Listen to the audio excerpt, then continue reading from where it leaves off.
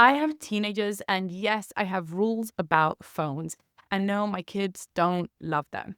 But here's the type of thing that has happened because of our rules. We have family dinners together with fun, meaningful conversations. My children sleep at night.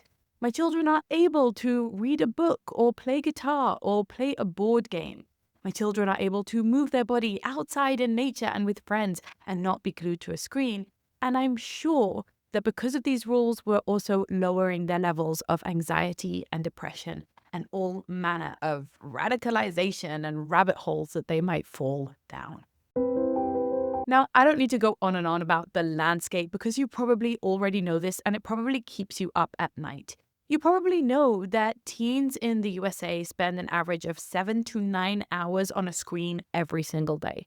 You've probably already heard of Jonathan Haidt's incredible work in The Anxious Generation and talking about how phones are very clearly linked to anxiety and depression, and that's especially true for girls. And you've probably also even heard the Surgeon General's warning and their call for social media labels ever since 2024, and even governments like Australia forbidding social media under a certain age.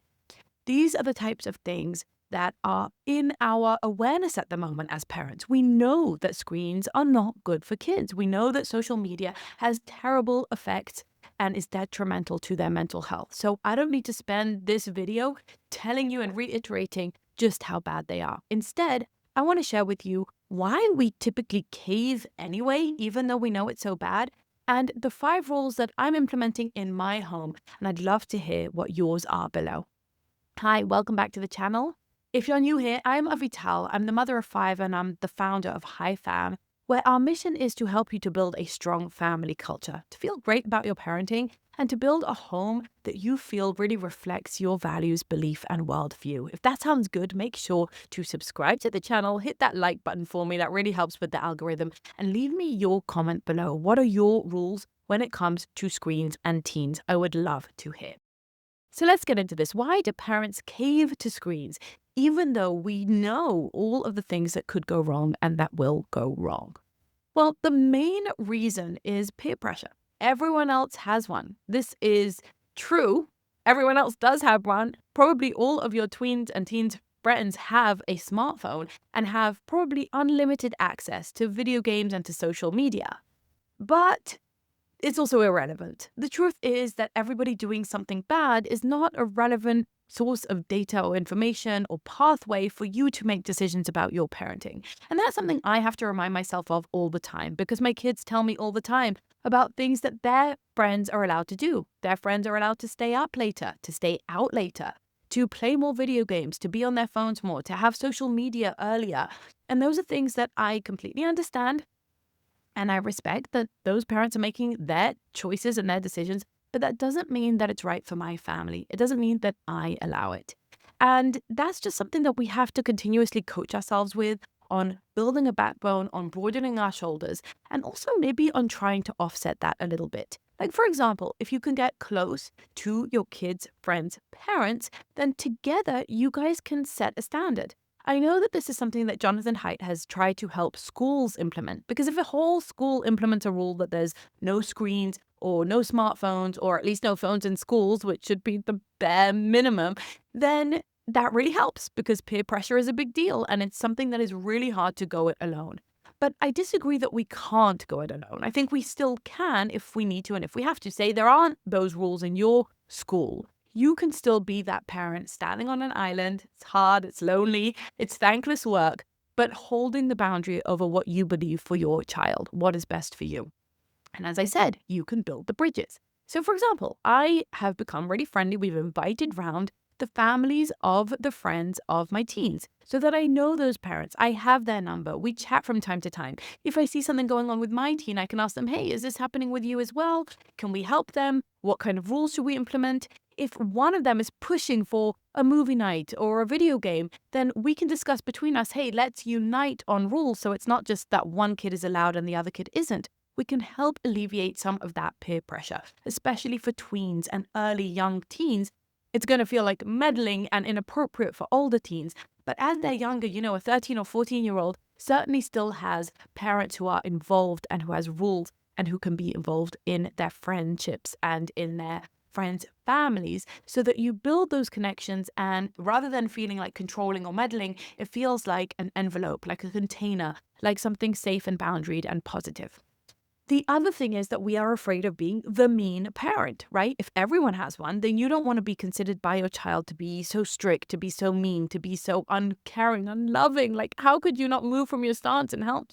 That I'm embarrassed socially, that I'm ostracized socially. And listen, that's a real thing. All of us want to be perceived and considered nice by our children. We want them to think that we're loving and warm and that we do care about their preferences and that we do, make concessions and that we are flexible. And so that's a hard thing to withstand as well. And I think the antidote to that is, first of all, flexibility is okay. It's okay to change our minds, and we should adapt and evolve and release more privileges with time and gradually. And we're going to talk about that soon. But also is to do so in a warm way, to hold boundaries with warmth. It's something that most of us haven't seen done. We kind of think if you're strict, you're mean. And if you're permissive, you're nice. But you can be strict and nice. And that is the whole game of parenting. It's authoritative parenting that has authority, has boundaries, has expectations. You set standards, and you're warm and loving and connected and listening. And if you can do both of those things, then you're winning at parenting, because that allows our children to know that, yes, I don't care what everyone else is allowed. And yes, I am a little bit mean and strict with my rules, but I'm also very loving and caring towards you. And so that creates the safety that tweens and teens seek. But maybe beyond the peer pressure and the fear of being a mean parent is just the fact that we're conflict avoidant. It's so hard to keep saying no, to hold a boundary. And screens are so convenient. The phone babysits, and we all know it. It keeps tweens and teens out of trouble. There's a reason that teen pregnancy is lower, that car accidents are lower in the years that teens have been holed up in their room scrolling on their phones, because it just keeps them out of trouble. Now, teens need to get into a little bit of trouble in the sense that they need to get out there, they need to spread their wings, they need to exercise their independence. And I think tweens and teens need more independence in the real world. More navigating the roads, navigating the systems, getting a job, working hard for something, meeting their friends, and less independence on their digital devices. But having said that, I get the convenience. Listen, sometimes I just want my tweens to be busy, to be quiet, to let me work, to let me do my stuff, not to be asking me a million questions. And so, yes, the phone does do that. It's really convenient. It's really alluring and seductive and tempting to just say, here, just do this for several hours a day. And that is the digital babysitter that we all know. And I totally get it. And I certainly fall into that pit as well. But the truth is that all of these things, fear of what other people will say, fear of being perceived as mean by your child, and just the need for the convenience of the phone, they're all driven by avoiding discomfort. We just don't want the discomfort of handling social pressure, of handling a bored teenager. And so we just shove a phone to kind of plaster over that. And the truth is that we can't run our household on discomfort. We've got to run our household on our values. Values are hard. Values are hard to uphold. They demand effort. They demand energy. They're intense. Always demand of us taking the harder route, not just going for the lowest hanging fruit and just, just, ignoring something or brushing it under the rug or letting it happen because of the power of inertia, but actually standing up to the current, right? Sometimes we're paddling upstream and we're saying no to something that would just be easier to say yes to. But that's the difference between allowing our discomfort to run our household or actually running our household based on our values. So what are these 5 rules that we have in our household, and how can you adapt them for yourself? Maybe they're going to be useful for you. And I do want to leave space and say, whilst I have a lot of discernment and I care and I'm passionate about the subject, I know that it's different for every family.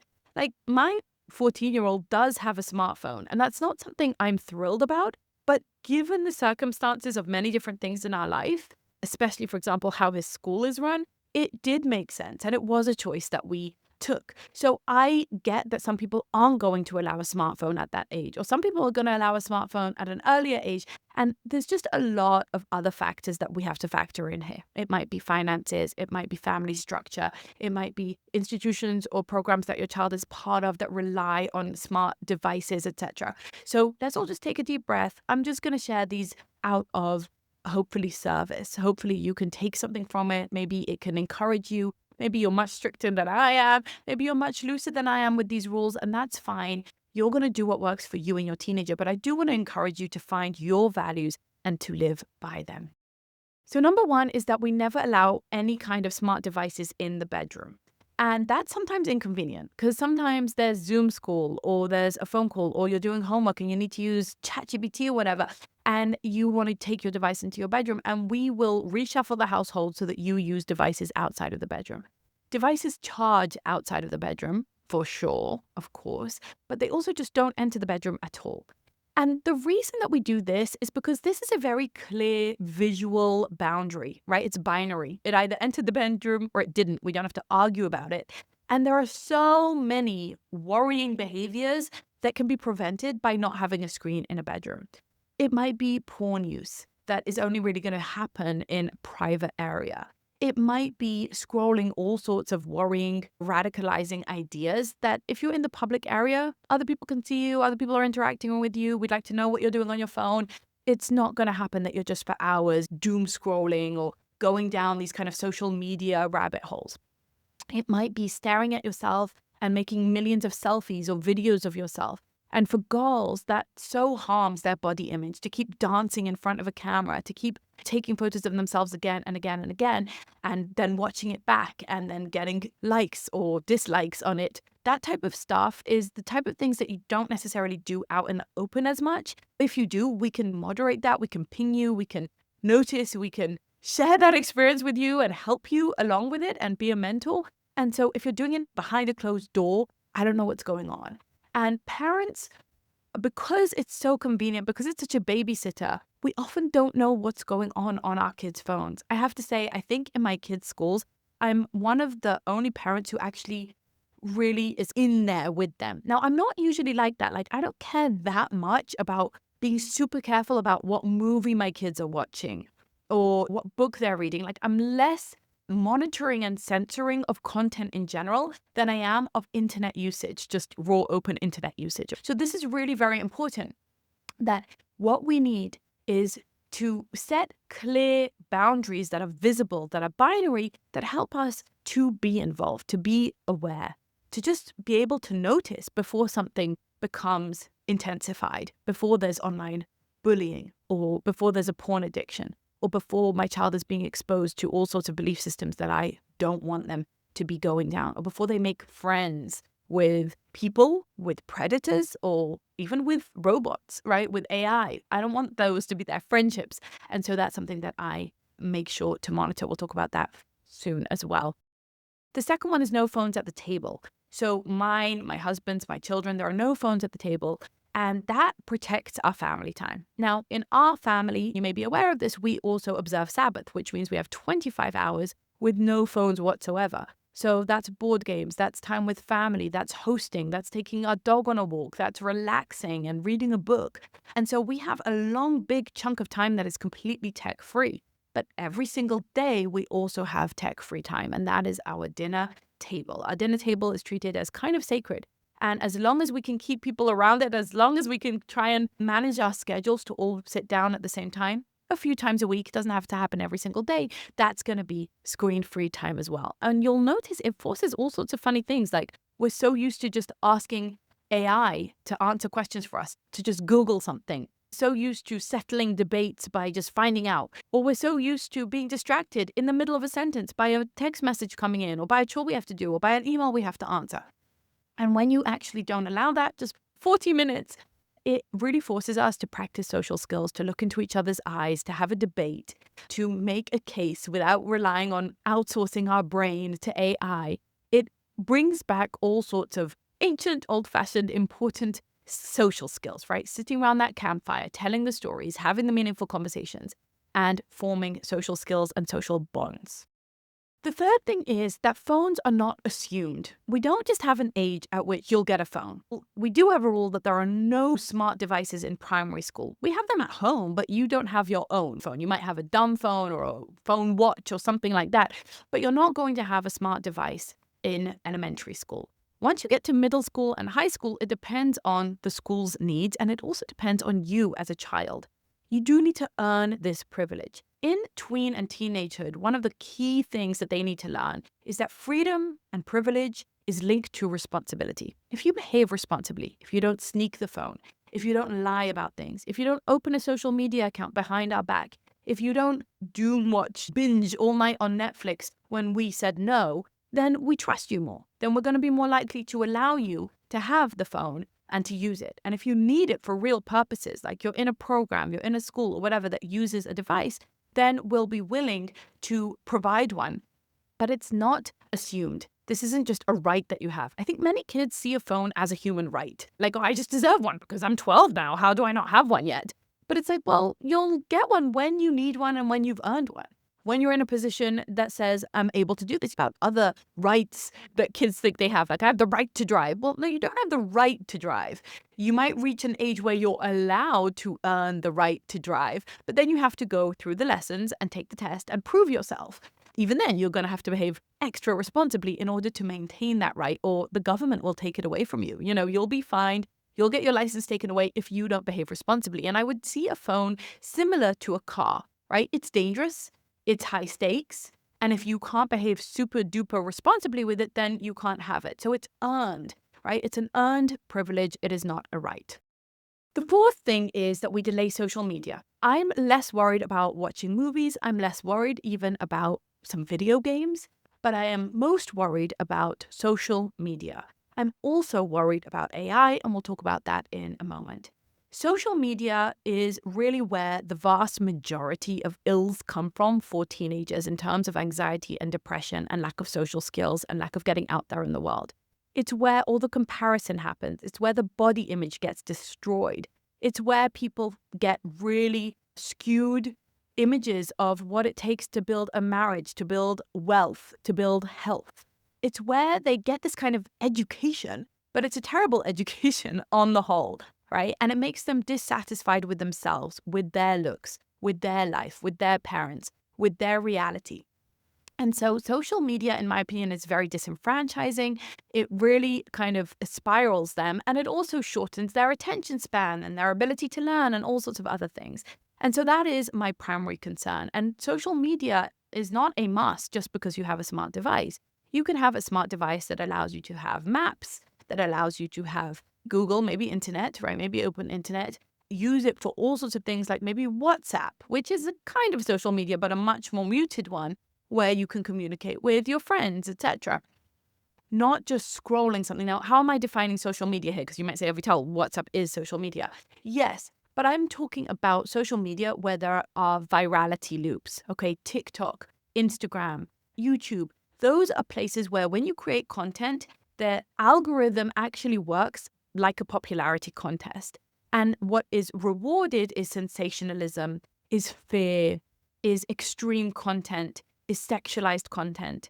And so both as a user and as a content creator on these platforms, you're always agitated into the most extreme human emotions. It's always going to spike anxiety or coveting something, right? Passion and dopamine. And those dopamine loops are the ones that can really mess up our minds, right? They're the ones that make everything else look pale in comparison, boring in comparison. They make us feel like we're not interesting, we're not viral, that type of thing. And they push teens into overly sensationalizing themselves, overly sexualizing themselves, maybe taking risks or doing stunts, right? Because of the pranks that they see on there and that type of thing. And so that's what concerns me about social media. Now let's just pivot for a moment and talk about AI as well. AI is inevitable. It's here, it exists, and it's going to be a tool that our children are going to need to learn to use. But at the moment, when your child just goes onto ChatGPT or Claude or wherever, they're building something that is very different than regular screen time.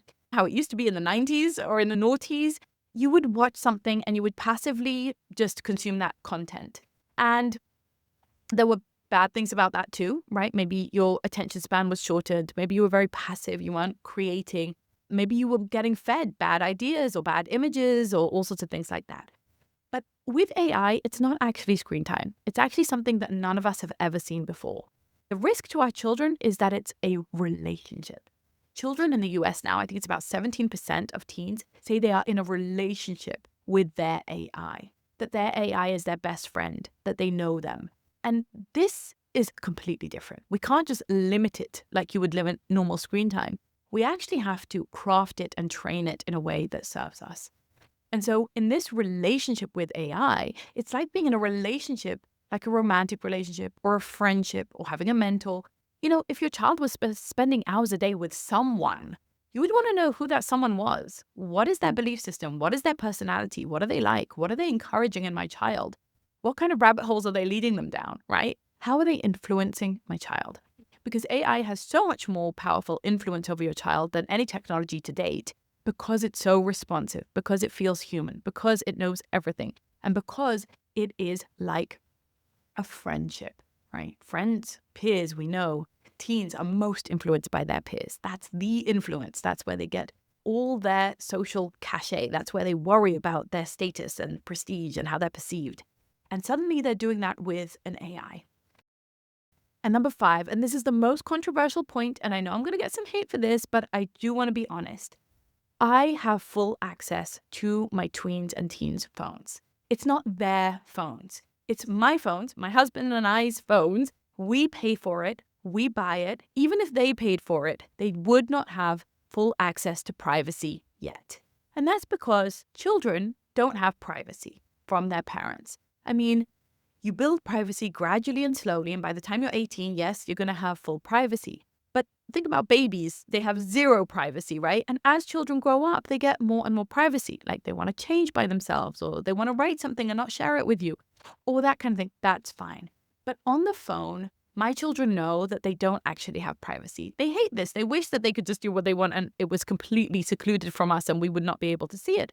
But we're allowed to be present. We're allowed to see what they have on there. We have parental controls. We can see which site they're visiting. We can see if they try to download something that we haven't allowed.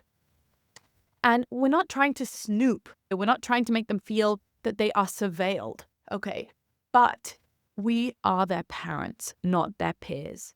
And as their parents, we do need to know what's going on. Now, I want to be brutally honest here. When I have sometimes checked in on my child's device, I have seen WhatsApp group conversations or usage that I wasn't okay with, that we needed to call out, that we needed to address.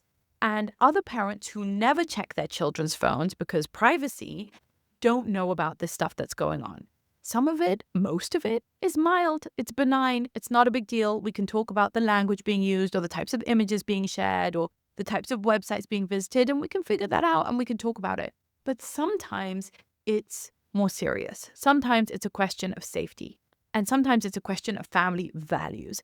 And in those times, we need to show our child that we're there, that we care, that it matters, that they're not just alone doing whatever they want completely unmonitored, that there is supervision even on these platforms. I think many teens get the feeling that they're just in their own little world, completely separated from their parents. And that's how they become radicalized or influenced into all sorts of self-harming ideas, into all sorts of maybe extreme ideas or bad ideas or just philosophies that you don't agree with. And you have no access to that because you don't even know it's happening. It's like out of sight, out of mind. It's not real if it's on the internet. But virtual life for teenagers is real life. They spend so much time in the digital world that we need to be there with them. We need to know what's going on. I know a lot of people give the advice of like, play the games with them or be on the social media with them. And I think, yeah, okay, if that works for you. Like, I personally don't want to sit there playing Minecraft or whatever. But if you don't know what's going on, then there's a significant chance, and the stakes are pretty high, that something you really disapprove of might be going on. And then your child needs you. Like, your child needs the boundaries. They need the help. They need the guardrails. So they need you to be involved and they need you to be aware. So I want to say that many of you watching this is saying to me, Avital, this all sounds great, but it's too late. I gave them a phone. I gave them privacy. I didn't set up parental controls. I didn't set up rules. They do take it in their bedroom. What do I do? It is not too late for a reset. Do not apologize for figuring out, later is better than never, that you need to be involved in these stuff. And you can have a brief family meeting. It could be warm. It could be friendly. And you can expect a lot of pushback and a big tantrum to begin with. You can not apologize for the reset. You don't need to apologize. You say, we're doing a reset. I've read new research. I've watched new content. I'm smarter now. I know more now. And the way we're doing things now is not healthy for you or for us. And so we're going to change things. Here are our new rules. So don't apologize for it. Just announce it. But then you are going to expect maybe one day, maybe a week, maybe 2 or 3 weeks of real resistance. Your child is used to a certain level of freedom on their device, and no one likes it when they have to get used to a new normal, when they have to get used to reduced conditions. And so that's going to happen, but hold the line together with your partner, hopefully, you and your spouse on the same page. Divided parents lose every time. They're going to play you off each other, right? They're going to triangulate. But if you stand together and say, hey, we're doing a family reset, and then you hold the line and you get through that initial threshold of resistance that's very high and very hard, then you'll get into your new normal and you won't be sorry that you did it. The truth is that as teenagers grow, as they're 15, 16, 17 even, the stakes are even higher, and it's even more important to understand and be involved and know what they're consuming and have control over it and have a say in it. And remember, if you are paying for their device, then it's your device. You're the one who is choosing, who is calling the shots, and you do have the control to take back the reins. It's just really hard. It's just the power of inertia and social pressure and the convenience of the digital babysitter, remember? If this has been refreshing for you, but also a little bit confronting, like, I don't know how to build rules, I don't know how to communicate them, I don't know how to hold the line with them, and I want to let you know that in a little while, I'm going to be holding a free challenge. It's the Family Reset, and it's where we're going to be building out 5 crucial rules together. Now, rules about phones, such as the rules I shared with you here today, are one of the things we're going to discuss there. Screen time in general, okay, because there's a lot more to say on this subject. There are also 4 other types of rules that every family needs. Now, this is going to be completely free, and it's brought to you because I'm on a mission to help you to build a strong family culture. And I know that's really hard in today's day and age. It's countercultural, right? We're all kind of falling into the rhythm of building weak, fragile, lackluster family cultures where we just kind of go with the flow and do what everyone around us is doing, even if it's not good and we know it. But that's not what you want. That's not what I want. And so that's what High Fam is about. High Fam is about calling ourselves higher, being exactly where we want to, being present. Like, hi fam, I'm here, I'm present, I know what's going on, and I am a leader in this household. And if that all sounds good to you, make sure that you're subscribed to this channel.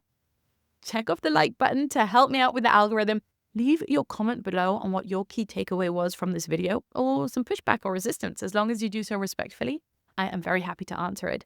And also make sure to sign up at highfam.com/reset. That's all for today's video. I know there's a lot more to say on this subject, so stay tuned. And meanwhile, keep on living that high fam life. I'll see you in the next one.